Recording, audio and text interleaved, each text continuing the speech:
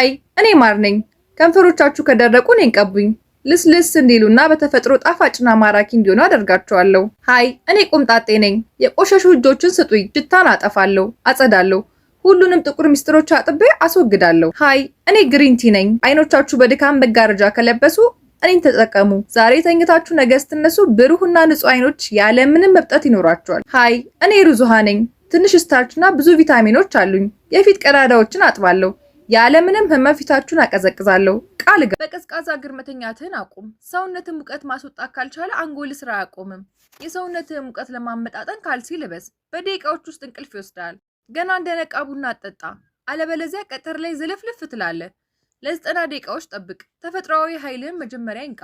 በዚህ መንገድ በኋላ ላይ እንደ ዞምቢ አትዝለፈለፍም። በቀጭን ብርድ ልብስ መንከባለሉን አቁም። ነርቮችን ሊያረጋጋቸው አይችልም። ጥልቅ የሆነ ጫና ያስፈልግሃል።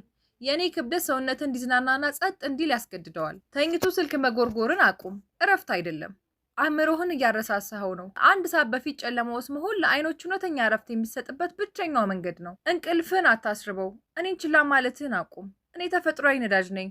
ከእኔ 2 ብላ። ሌሊቱን ሙሉ ለመተኛት ለሰውነት የሚያስፈልገውን ሁሉ ሰጠዋለሁ። በጣም ተወጣጥረሃል። ይህ አደጋ ነው። ሙቅ ውሃ ውስጥ ግባ። ይህም የሰውነትን ሙቀት የመቀነስ ሂደትን ያነሳሳል። አይምሮህ እንዲጠፋና በመጨረሻም እንቅልፍ እንዲወስድ ያደርጋል።